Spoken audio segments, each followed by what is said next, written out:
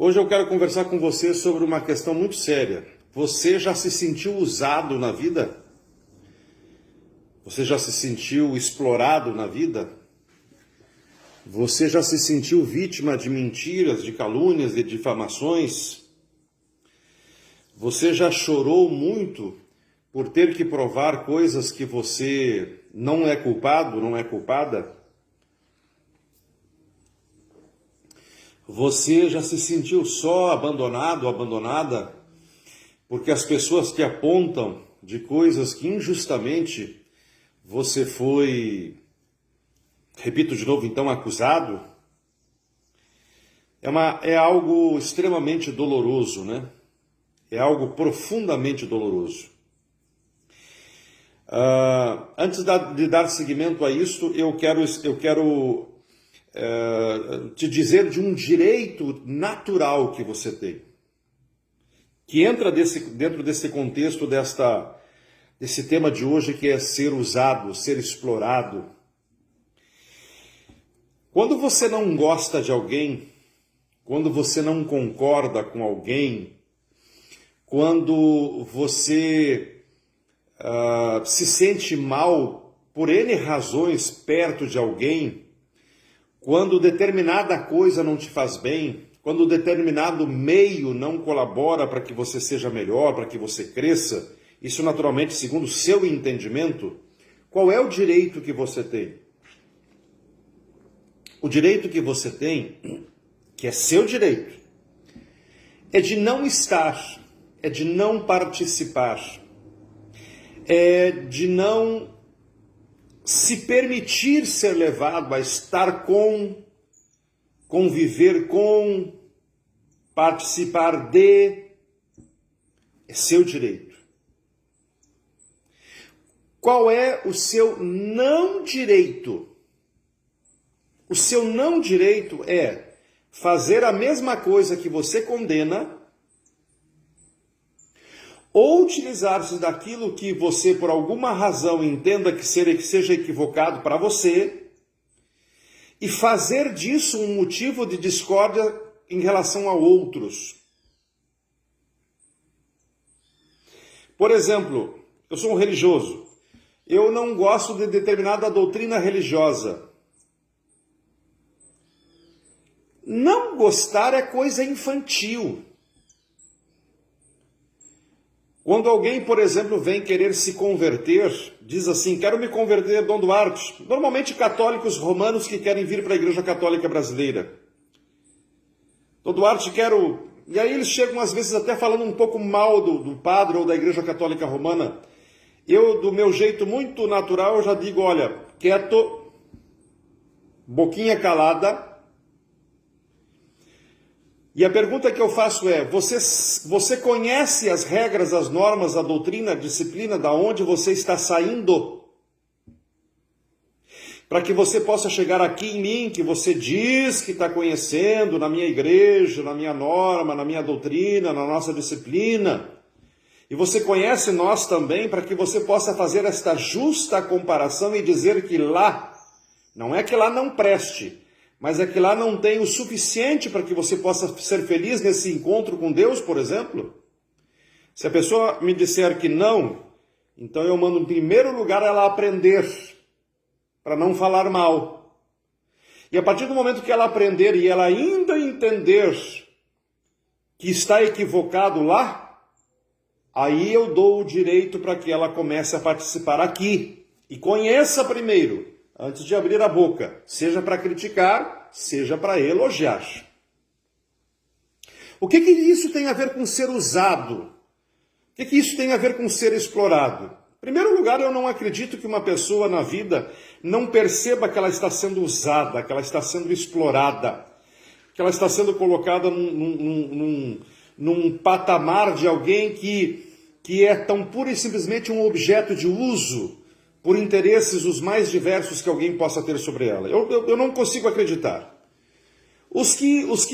Eu diria que a maioria que sabe disso, que entende isso, que conhece isso, que percebe isso sobre si, deve ser uma pessoa doente, deve ter problemas sérios psicológicos e talvez até psiquiátricos. e deveria buscar ajuda. E aqueles que percebem, inclusive, isso, deveriam ajudar essas pessoas. Mas como é horrível o sentimento de ser usado, né? Como é horrível o sentimento de ser explorado. Como é horrível o sentimento de você ser acusado sem que você tenha culpa. Como é doloroso você ter que provar que você não é o que dizem, não é o que falam. Que você é diferente. Como é horrível você ter que fazer, segundo alguns, curso de cartomante, de vidente, para que você possa adivinhar as dores, os sofrimentos, as tristezas, as mágoas que o outro tem. Como é difícil você ter que muitas vezes fazer um teatro na sua vida para agradar os outros, porque os outros normalmente não se preocupam muito com a gente. Os outros normalmente, de um modo geral, eles nos procuram quando precisam, quando necessitam. E fora desses momentos, muitas vezes, eles nem se lembram que a gente existe. Nem para um telefonema ou para uma frase para perguntar se você está vivo ou se você está morto. A crueldade de certos níveis de relação humana é terrível. Há pessoas que inclusive morrem. Se você não sabe, saiba disso. Há pessoas que morrem ou se matam por causa desses sentimentos. O que você acha, por exemplo, que é a questão do suicídio?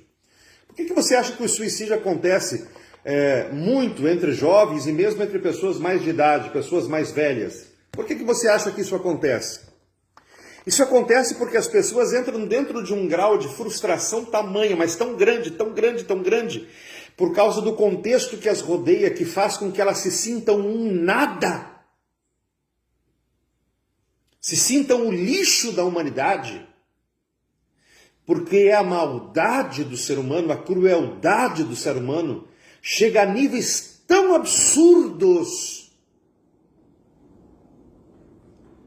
que querem classificar, segundo os seus conceitos pessoais, as pessoas.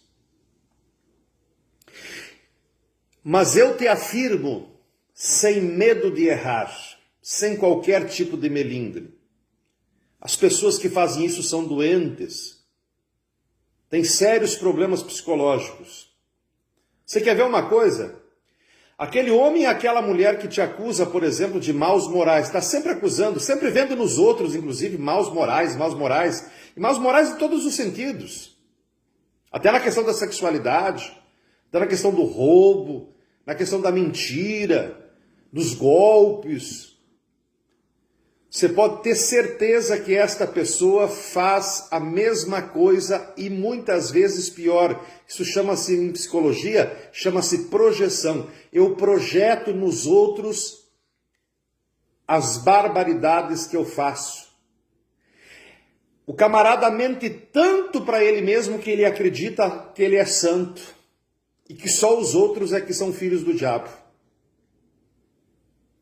Este tipo de gente, além de ser doente, psicologicamente, até psiquiatricamente, se torna inclusive um tipo de pessoa perigosa. Porque ele ou ela quer levar todos nós a nos sentirmos culpados de algo que nós não temos culpa, de um crime que nós não cometemos, de um pensamento que não tivemos, de uma relação que não praticamos. São pessoas que muitas vezes vivem no seu passado, um passado cruel. São pessoas que julgam as pessoas, às vezes, pelo seu próprio passado. Porque besteiras na vida todos nós fizemos, eu fiz, você fez, todos nós fizemos. A diferença está em quem se corrige e quem não se corrige. É óbvio que uma confiança quebrada é muito difícil de ser reconstruída, mas só não reconstrói a confiança em alguém sobre alguém que se corrigiu, sobre alguém que corrigiu seu problema, sobre alguém que mudou, sobre alguém que transformou sua vida, quando a outra pessoa tem os mesmos problemas. Então ela tem dificuldade de confiar, por quê? Porque ela também pratica os mesmos maus que ela condena. Então eu quero te chamar a atenção, cuidado para que você não seja usado, cuidado para que você não seja explorado, cuidado para que você não cometa este mesmo horror, porque isso é um crime psicológico, é um crime afetivo. Cuidado para não produzir esses males danosos que podem levar alguém, inclusive, ao suicídio.